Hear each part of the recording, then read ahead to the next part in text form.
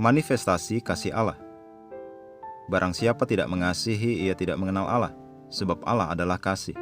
1 Yohanes 4 ayat 8. Alkitab mengatakan Allah adalah kasih. Pernyataan yang sederhana namun sangat dalam. Tetapi apa artinya? Jika Allah adalah kasih, seperti apakah Dia? Atau seperti apakah kasih itu? Selama beberapa generasi dan ribuan tahun, pemahaman tentang wahyu ini tidak jelas bagi banyak orang, karena tidak ada seorang pun yang pernah melihat Allah. 1 Yohanes 4 ayat 12. Jadi yang mereka miliki hanyalah gambaran semu tentang siapa Allah itu dan apakah kasih itu.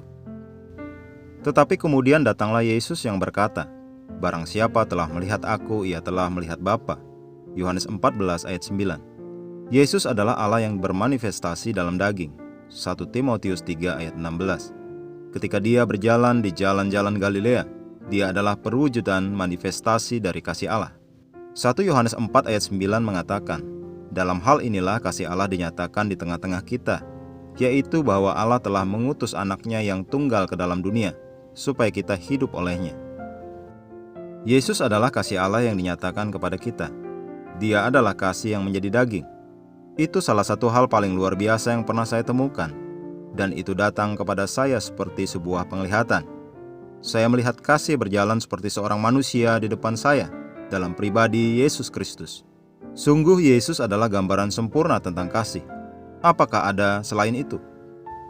Alkitab berkata, "Saudara-saudaraku yang kekasih, marilah kita saling mengasihi, sebab kasih itu berasal dari Allah, dan setiap orang yang mengasihi lahir dari Allah dan mengenal Allah. Barang siapa tidak mengasihi, ia tidak mengenal Allah, sebab Allah adalah kasih." 1 Yohanes 4 ayat 7-8. Artinya bukti bahwa kita mengenal kasih Allah adalah dengan bagaimana kita menunjukkannya, karena kita adalah ekspresi dari karakter, kemampuan dan sifatnya saat ini. Engkau adalah bukti kasih Allah. Engkau tidak dapat mengaku mengenal kasih Allah jika engkau tidak menunjukkannya. Kasihnya harus ditunjukkan melalui engkau. Ini mengingatkan pada apa yang Alkitab katakan dalam Efesus 3 ayat 10.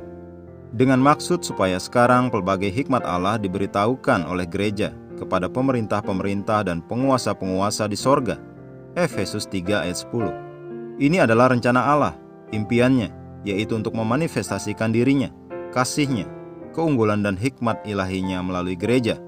Dan itu terjadi melalui engkau. Haleluya. Mari kita mengucapkan pengakuan. Kasih Allah dicurahkan di dalam hatiku oleh Roh Kudus yang tinggal di dalam aku.